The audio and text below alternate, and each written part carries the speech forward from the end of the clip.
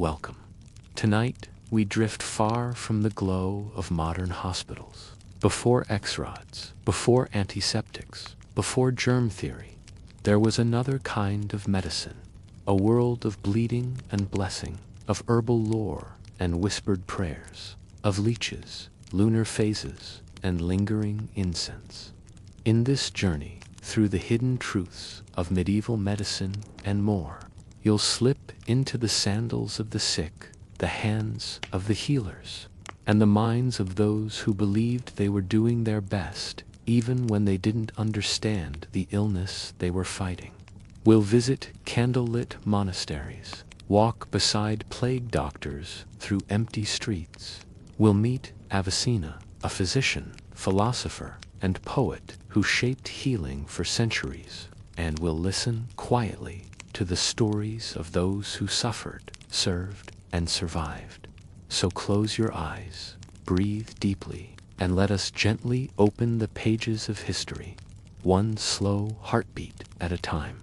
The hidden truths of medieval medicine. If you were to wake up in the year 1250, somewhere in the heart of Europe, with a fever burning your skin and a strange ache in your side, you would likely pray. You might ask a nearby monk to bring you holy water. Or perhaps you would simply lie still, hoping that God had something merciful in mind.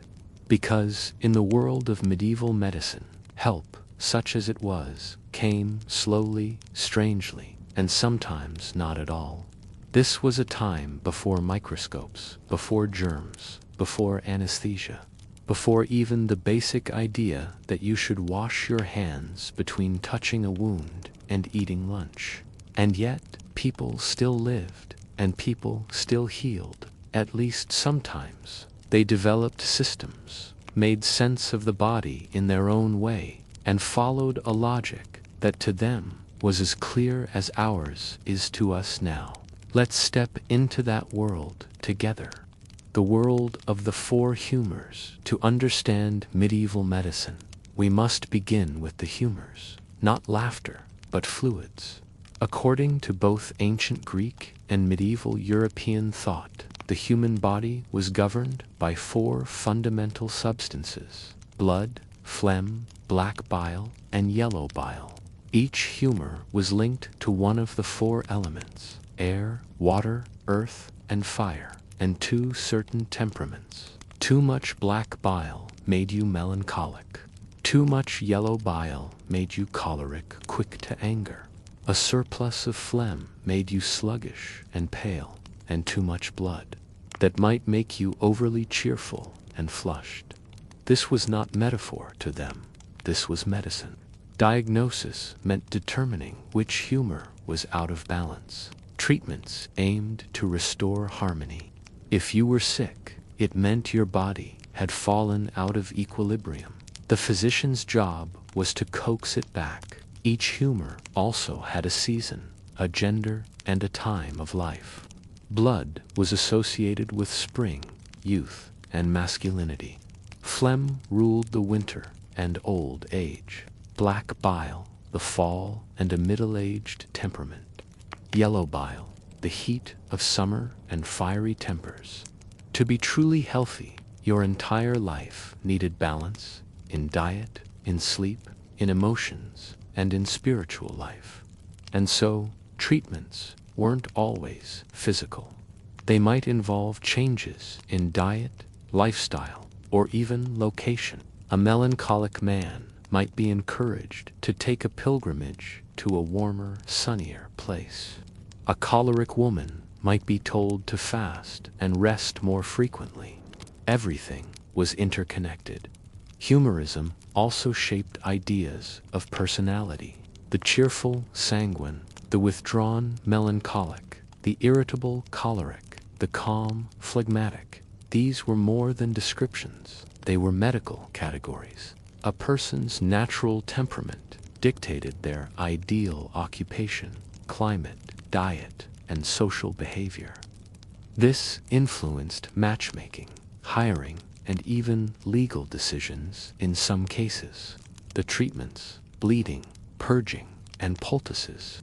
If you had a fever, The physician might decide your blood was too hot and abundant. The solution: bloodletting, sometimes through a vein opened with a small blade, and sometimes via a leech gently placed on your skin to suck away the excess. This wasn't considered extreme, it was routine. In fact, many people were bled regularly, even when they were healthy, as a preventative measure. It was thought to clear the body of bad humors, to refresh the system, much like we might think of detoxing today. Bloodletting was often performed based on complex charts that connected veins to zodiac signs. For example, if Mars ruled the day, you might bleed from a vein associated with hot humors, especially if the moon was in the wrong house.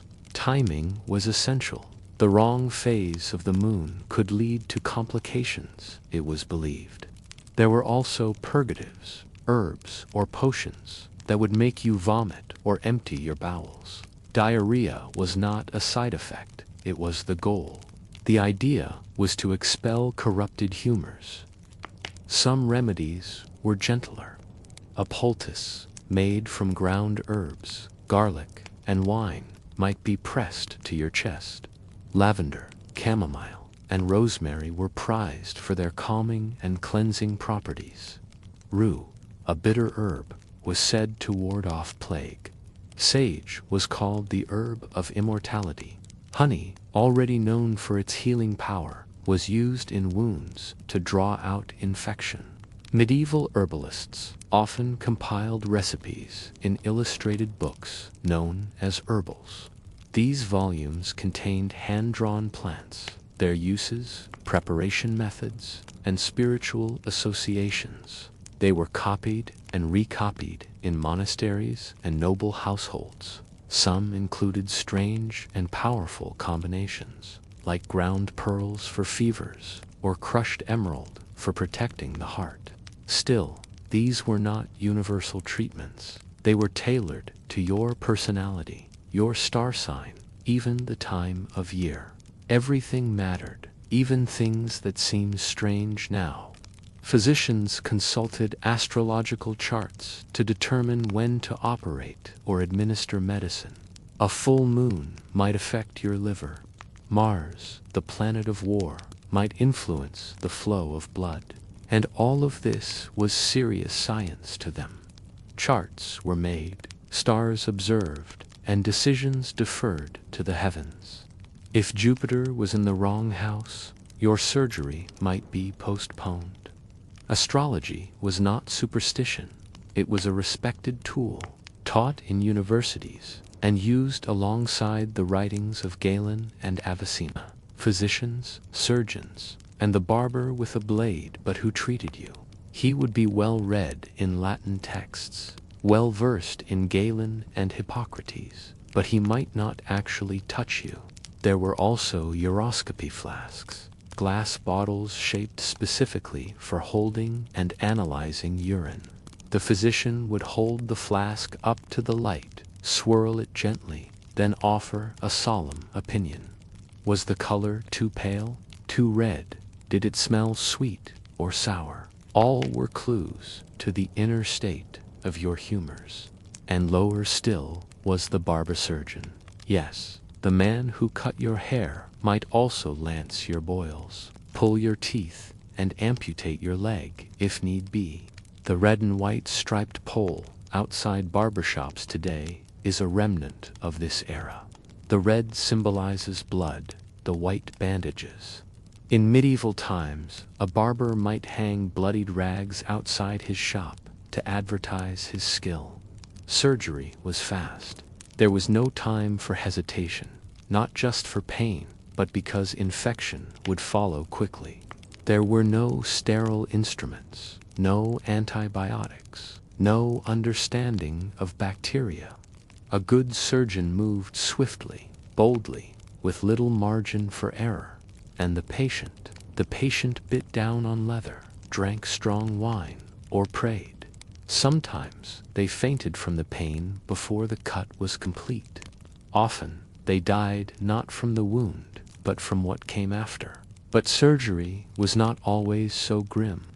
There were skilled surgeons who successfully removed cataracts, who trepanned skulls to relieve pressure, who set broken bones with surprising accuracy. These men often learned from experience, passing knowledge down like trade secrets. Surgical manuals existed, some richly illustrated with step-by-step diagrams. The 13th century surgeon Theodoric of Lucca wrote that pus was not a sign of healing, but of infection, a radical view for his time. Others described antiseptic practices using wine and herbs, which sometimes worked by accident, hospitals, or something like them. The hidden truths of medieval medicine. If you were to wake up in the year 1250, somewhere in the heart of Europe, with a fever burning your skin and a strange ache in your side, you would likely pray. You might ask a nearby monk to bring you holy water. Or perhaps you would simply lie still, hoping that God had something merciful in mind. Because in the world of medieval medicine, help, such as it was, came slowly, strangely, and sometimes not at all. This was a time before microscopes, before germs, before anesthesia, before even the basic idea that you should wash your hands between touching a wound and eating lunch. And yet, people still lived, and people still healed, at least sometimes. They developed systems, made sense of the body in their own way, and followed a logic that to them was as clear as ours is to us now. Let's step into that world together. The world of the four humors. To understand medieval medicine, we must begin with the humors, not laughter, but fluids. According to both ancient Greek and medieval European thought, the human body was governed by four fundamental substances: blood, phlegm, black bile, and yellow bile. Each humor was linked to one of the four elements: air, water, earth, and fire, and two certain temperaments. Too much black bile made you melancholic. Too much yellow bile made you choleric, quick to anger. A surplus of phlegm made you sluggish and pale, and too much blood that might make you overly cheerful and flushed. This was not metaphor to them. This was medicine. Diagnosis meant determining which humor was out of balance. Treatments aimed to restore harmony. If you were sick, it meant your body had fallen out of equilibrium. The physician's job was to coax it back. Each humor also had a season, a gender, and a time of life. Blood was associated with spring, youth, and masculinity. Phlegm ruled the winter and old age. Avicenna and the canon of medicine let us journey far from the damp monasteries and smoky apothecaries of medieval Europe and travel east to the sun-drenched courts and candlelit libraries of the Islamic Golden Age. It is the 11th century and nestled within the Persian region of Bukhara in what is now Uzbekistan. A boy is being born. His name will be remembered for 1,000 years, Ibn Sina, or, as he will be known in the West, Avicenna. To many, he is the father of early modern medicine, a polymath, a philosopher, a physician, a poet. By the time he turned 18, he had already mastered the medical sciences, and he would go on to write what became the most influential medical textbook in the world for over 500 years, the Canon of Medicine. Let us step gently into his world, allowing every detail to unfold slowly, like the turn of a manuscript page by lamplight. Avicenna was born around the year 980 CE into a cultured and educated Persian household. His father, a local official in the thriving Samanid Empire, encouraged intellectual pursuits and ensured his son had access to the best tutors in mathematics, logic, poetry, music, and natural philosophy. It was said that Avicenna could memorize entire books after only a few readings. By 10, he had memorized the entire Quran. By 13, he was studying medicine, and within just a few years, he was practicing it. In his youth, Bukhara was a city of scholars, libraries, astronomers, and physicians. The city's intellectual climate was electrifying. Books were copied, translated, and debated in the marketplaces, mosques, and palaces. The Islamic world had become the guardian of classical knowledge, and Avicenna lived at the heart of this flame. One of his earliest experiences as a healer came when he was asked to treat the local emir who had fallen ill with a mysterious fever. While older physicians failed, young Avicenna approached the problem logically, combining theoretical knowledge with keen observation. His treatment succeeded, and in gratitude, the emir granted him access to the royal library, one of the richest libraries in the world at the time. Imagine a teenage boy wandering candlelit halls lined with scrolls and manuscripts in Arabic, Persian, Greek, and Sanskrit, shelves filled with the thoughts of Galen, Aristotle, Hippocrates, and Indian medical scholars. And lower still was the barber surgeon. Yes, the man who cut your hair might also lance your both. Smell of parchment and cedar wood filled the air as he pored over texts by day and dreamed new ideas by night. He began writing, not just copying or translating, but creating, organizing the world's medical knowledge into a logical, structured system unlike anything before it. Over his lifetime, he wrote over 400 books, though only around 240 have survived. They span topics such as medicine, astronomy, logic, mathematics, theology, music, and metaphysics. Avicenna's most enduring legacy was his medical encyclopedia, Alcanin Fialtib, or the Canon of Medicine. The canon was structured with precision and elegance, reflecting the orderly mind of its author. It was divided into 5 books. Book 1, General Medical Principles, Anatomy, Physiology, and Health Preservation. Book 2, Simple Drugs and Their Properties. Over 760 individual substances cataloged. Book 4, Diseases Affecting the Whole Body, such as fevers, tumors, and infections. Book 5, Compound Remedies and Pharmacological Preparations. Avicenna included systematic approaches to diagnosis, noting how to examine the pulse, inspect urine, observe the patient's mood, posture, and even breathing patterns. He created a clinical method, emphasizing observation and logic. He taught that one must first understand the healthy body before diagnosing disease. For example, he described the interaction of organs in minute detail, understanding that dysfunction in one could impact another, a concept echoed today in holistic care. In the canon, Avicenna also presented concepts that were revolutionary. Contagion. He hypothesized that diseases could spread via contaminated water and soil, prefiguring germ theory by centuries.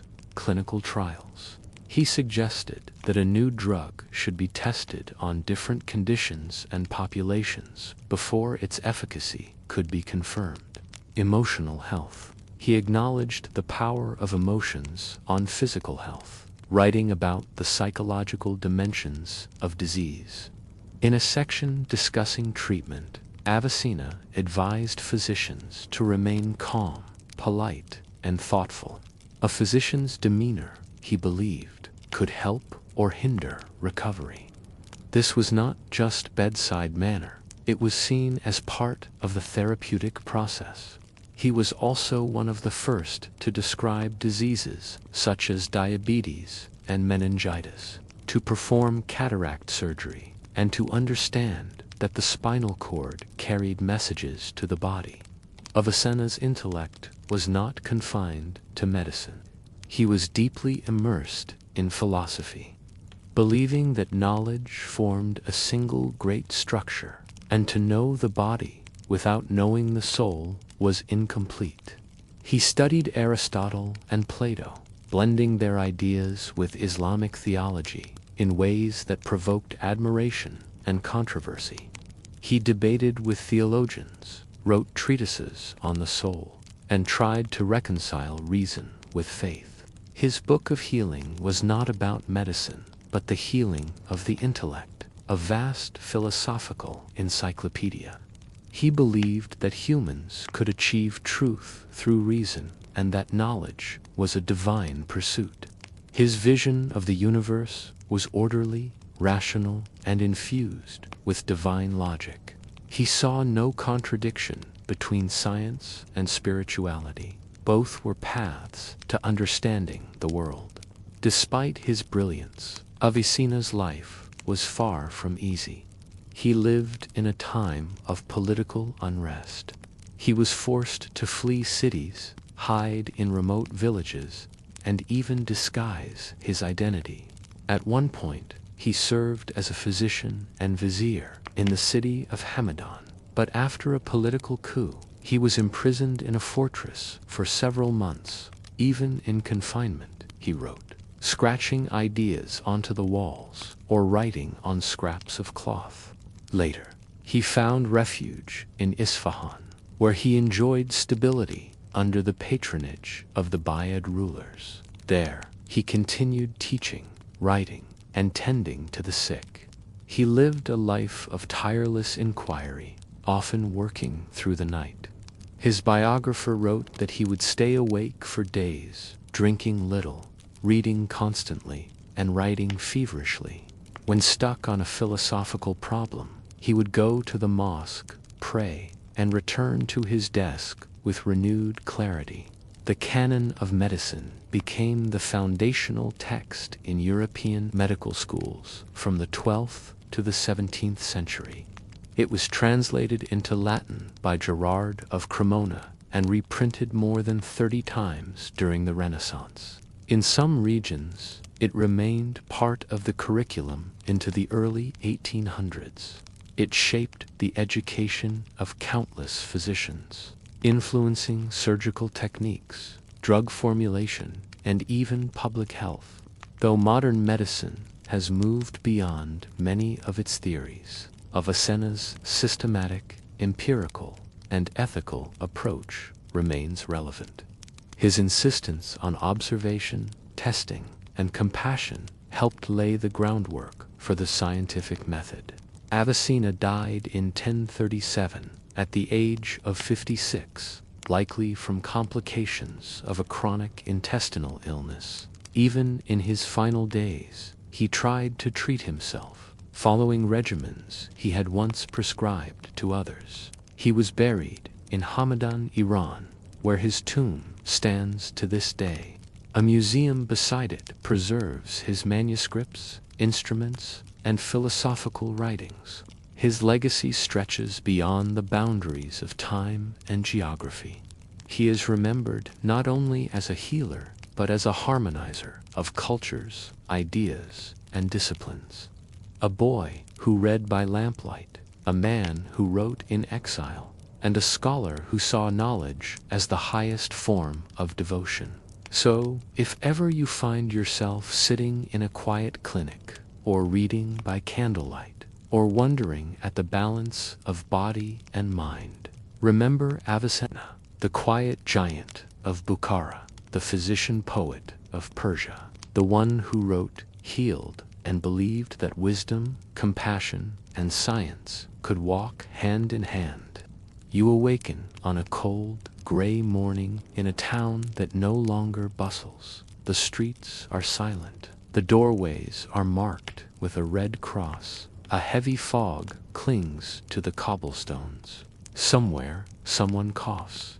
And then, emerging from the mist, a strange figure in black, cloaked head to toe, wide-brimmed hat, leather gloves, and that face, or what looks like one, a long, curved beak, hollow glass eyes.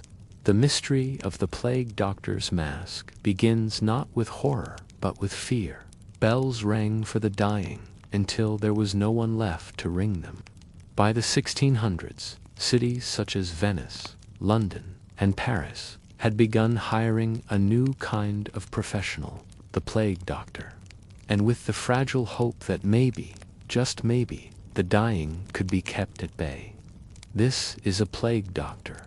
But who were they? What did they actually do? And why did they dress like birds of ill omen?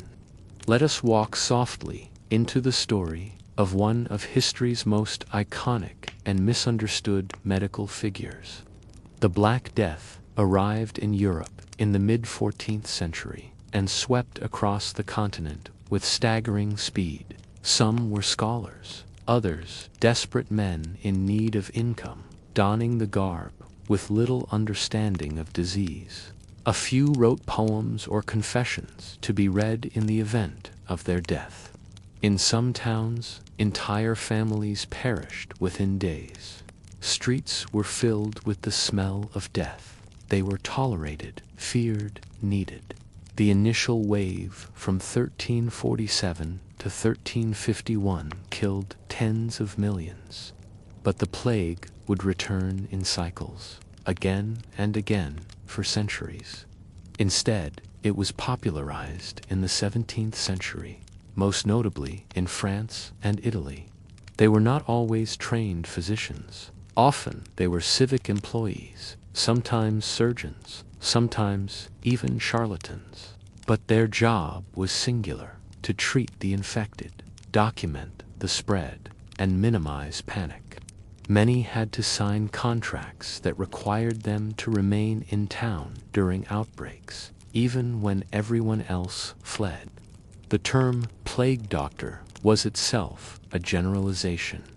Some were city-appointed officials, often hired during a plague outbreak and released once the danger passed. Others traveled from town to town, offering their services to the highest bidder. Others worked in exchange for food and shelter, or the promise of future payment, often never received. Some wore medallions bearing images of saints or verses from Scripture, hoping for divine protection. Others carried talismans or tokens in their pockets, convinced they held spiritual power. They lived between worlds, not quite trusted by the public, not quite revered like scholars, yet not entirely expendable either. The two round glass eye holes gave the mask its haunting, insectoid appearance. Communication became a strange ritual of gestures, notes, and whispers. To be a plague doctor was to see the world through lenses of fear. Quite literally, these were not whimsical ingredients. They were part of a desperate, evolving experiment to stay alive. Doctors sometimes collapsed from dehydration, fainted in alleyways, or passed out inside patients' homes. The suit was both shield and burden. They became witnesses, historians, custodians of sorrow. Sometimes the cane was used to maintain distance, a reminder that even kindness had to be measured in spans of wood. It announced that here walked an agent of the city, sanctioned to enter homes, to make judgments, to document the fallen.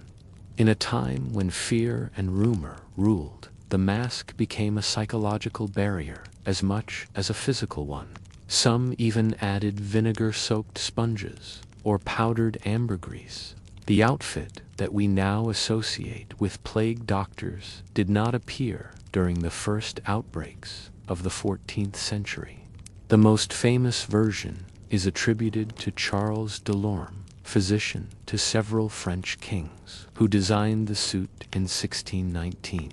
He described it in detail: a waxed leather overcoat to prevent bodily fluids from seeping in, high boots and gloves, also made of leather, a wide-brimmed hat symbolizing medical authority, a wooden cane used to examine patients without touching them, and, most famously, the beaked mask. But what was the mask for? In the 17th century, it was widely believed that disease spread through miasma, bad air, corrupted by decay, sign, or imbalance. To protect themselves, plague doctors filled the beak of their mask with a mix of aromatic herbs: lavender, mint, cloves, myrrh, camphor, and rose petals. The beak acted as a primitive air filter. The herbs were believed to purify the air before it was inhaled. The beak was also a barrier, a psychological distance between the doctor and the suffering. Through that mask, breath was labored, muffled. Some physicians recorded the contents of their masks in detail, each recipe reflecting personal theory or local tradition. In one Venetian account, a doctor swore by a mix of sage, juniper, and oranges. Another preferred pine resin and crushed pearls. The long coat was meant to be impermeable, a kind of armor, but the heat inside the costume could be stifling. And yet, the outfit was not purely medical. It projected power. They carried canes, not just to point, but to push open doors, prod the infected, or examine corpses without touching. Being a plague doctor was not glamorous. It was isolating, dangerous, and at times morally complex. They were tasked with examining the sick, recording deaths, and even performing autopsies when possible. Some offered rudimentary treatments: bloodletting, applying leeches, lancing buboes, or prescribing theriac, a medieval concoction originally designed as an antidote to snake venom. Others simply observed and reported. Many of these were in poor neighborhoods, where disease spread more quickly due to overcrowding and lack of sanitation. They were government workers, sometimes assigned to quarantine enforcement or inventorying the possessions of the dead. They often visited multiple homes a day. Children cried when they entered the room. Adults recoiled, yet they pressed on. They would knock, be admitted by a trembling relative, and assess the patient from a distance, sometimes only speaking through the mask. They left chalk marks on doors. They carried ledgers with names, symptoms, and fates. Some could not bring themselves to eat after their rounds. They smelled of vinegar, herbs, and damp wool. In cities like Marseille and Naples, they helped oversee wills, record possessions, and ensure bodies were buried according to ordinance, or sometimes simply buried at all. Others abandoned their posts out of fear, only to return weeks later in guilt. They became mourners, confessors, chroniclers of collapse. There are accounts of doctors praying with patients, holding their hands through gloves, humming hymns under their breath. A few wrote prayers for each patient, leaving them behind as comfort. Others burned incense in corners of the room. The mask appeared on gravestones, in broadsheets, and on carnival posters. The mask distorted their voices, muffled their breath, and gave them a ghostly tone. In the 20th and 21st centuries, it resurfaced in novels, films, video games, even fashion. The long beak, the dark cloak, the silent gaze, they remain. They might write down symptoms, take notes in Latin, and seal the papers in oilskin to prevent contamination. Some carried bells to alert others of their approach. Plague doctors also dealt with the legal aftermath of death. They had to walk through cemeteries filled with open pits, hold torches as cartloads of corpses were dumped into trenches. Others who vanished after a few days' work. Some are known only by initials on city records, their full names lost to time. The final page trails off mid-sentence. The beak mask smells of dried herbs. The leather creaks as they shift their weight. Through the glass lenses, they look at you, not as death, but as someone trying to make sense of it. Inside were drawings of lungs, crude maps of disease spread, and a small bundle of dried thyme wrapped in cloth. Some were indeed competent physicians. Others were little more than grim record keepers. Some nights they slept in small rooms in the back of hospitals or in isolation wards themselves. And at times they wept behind the glass lenses in silence. Looking at them, one sees not horror but effort, a desperate attempt to shield life. Some fell in love and lost their partners to the plague. They became more than doctors. Over time, the plague doctor became a symbol of death, medicine, mystery, and fear. In Italy, the costume entered the tradition of commedia dell'arte, becoming the character of Il Medico della Peste, the plague doctor, a comedic, masked figure often portrayed as bumbling or sinister. In paintings, poems, and engravings, the figure appeared as a harbinger of doom, wandering through empty towns or standing stoically beside the afflicted. In Venice, during carnival season, some wore the plague doctor mask as part of their costume, not as mockery, but as dark remembrance. During later pandemics, including cholera and influenza, artists returned to the image. In times of fear, the mask returns. It is a mirror reflecting both dread and duty. Many myths surround the plague doctor. Some say they used their canes to beat back the desperate. Others believe they harvested organs for study. There were stories of plague doctors who treated hundreds, never falling ill. One doctor, Alexander Patience of Avignon, reportedly kept a diary during the 1629 outbreak, filled with careful entries, symptoms, prayers, deaths. In Florence, a plague doctor left a locked box of notes behind, unopened for centuries. Others left behind masks, now housed in museums, cracked with age, the herbs long crumbled. Imagine standing beside one now, not in fear, but in sympathy. They did not have answers, but they showed up. They recorded names. They comforted the dying. They faced what others fled. And so, beneath the mask, perhaps there was not just dread, but duty. Not all were heroes. Not all were villains. Most were simply there, present, persistent, strange silhouettes in a time of darkness. And even now, centuries later, they remain with us, haunting, not because of what they did, but because of what they represented, the unknown, the effort to understand, the cost of care. You awaken slowly.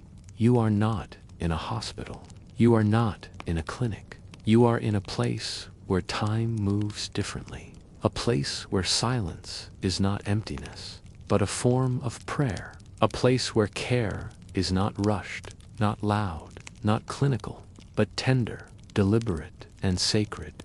You are in a monastic infirmary, and here healing begins with humility. These quiet rooms, usually built off to one side of the cloister, were where monks treated the sick, both within and beyond their community. Not all monasteries had an infirmary. The more prosperous and established ones did, often with an infirmarium, building, infirmary chapel, and adjoining herb garden. These structures were made of stone, with high ceilings, narrow windows, and long wooden rafters above. The architecture itself was calming, cool stone, filtered light, echoing silence. The floors were swept daily. Incense was burned in the corners. Water from the well was fetched each morning, and silence, always silence, was maintained, save for prayer or need. Patients lay on narrow straw mattresses, covered in woolen blankets. Each bed had a crucifix above it, and a wooden stool beside it for meals, reading, or prayer. Curtains could be drawn between beds, offering privacy without isolation. The infirmarian was the monk in charge of health and healing. He was not always a doctor in the modern sense, but he was the most knowledgeable in the monastery about the body, the humors, herbs, and care. He rose before dawn, like all monks, to chant matins, but after prayer he began his rounds, inspecting patients, changing dressings, mixing infusions, preparing meals. He maintained a careful ledger of the sick, their symptoms, treatments, and recoveries. These records sometimes survive in medieval manuscripts, faded Latin script, detailing everything from fevers and swellings to melancholy and spiritual despair. He also managed the pharmacopoeia, a collection of remedies stored in clay jars, leather pouches, and beeswax-sealed scrolls. These included dried herbs, powders, oils, syrups, and tinctures. His tools were simple: knives for lancing, needles for stitching, clay cups for measuring decoctions, and linen cloths for cleaning wounds. But his most powerful tools were time, patience, and prayer. Behind the infirmary, often in a sunlit corner near the wall, was the physic garden, the herbal heart of the monastery. Carefully tended, this garden was arranged not for beauty, but function. Each plant had a purpose: lavender to soothe nerves, comfrey for bone injuries, yarrow to stop bleeding, fennel for digestion, valerian for sleep, yew to repel infection, calendula for skin irritation, hyssop, the herb of purification. The infirmarian knew each plant by sight, scent, and season. He harvested at the right time of day, sometimes just after dawn, and hung bundles to dry in warm rooms, or steeped them in wine and vinegar to draw out their potency. Some monks maintained small illustrated herbals, hand-copied books showing the plants, their uses, and associated saints or planetary signs. These were treasured volumes passed between generations. Let us slow time and walk through a single day. Before dawn, the bell rings. The monks rise in silence. You lie still, listening as sandals shuffle along the stone floor. The smell of beeswax and damp stone fills your nose. The infirmarian visits your bedside. He checks your pulse, places a hand on your forehead, and smiles softly. He offers a warm drink, boiled water steeped with chamomile and a touch of honey. Your lips are dry, but it soothes your throat. Mid-morning, you are brought a light meal: soft bread, a bit of cheese, broth thickened with barley. A brother reads from the Psalms as you eat, his voice low and steady. Later, the infirmarian changes your dressing, a wound from an old accident, now healing. He washes it gently with rose water and applies a poultice of crushed garlic and honey. Outside, the bell tolls again, terse, the third hour of the day.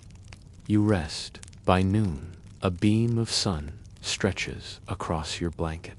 The infirmarian gives you a syrup for your cough, made with licorice root and anise seed. You sip slowly, then doze. In the afternoon, you are helped to the garden. You sit under an arch of ivy, while a brother reads aloud from the Gospel of John. You smell mint, thyme, and the earth beneath your feet. As Vespers begins, you are brought back to your cot. The monks chant softly in the chapel next door. Their voices rise and fall like waves. The infirmarian stops once more. He places a warm cloth on your chest. He whispers a prayer, not loud, not dogmatic, just present. You sleep. Not all patients were monks. Many monasteries opened their infirmaries to pilgrims, peasants, orphans, and the elderly, especially during winter, famine, or times of plague. Hospitality was sacred. It was believed that Christ came in the form of the stranger, the sick, the poor. To turn someone away was not just cruel, it was sinful. Records show that some abbeys cared for dozens of outsiders during epidemics. Entire barns were converted into makeshift wards. Monks gave up their own beds to house the ill. They prepared meals, changed linens, and sang psalms over the dying.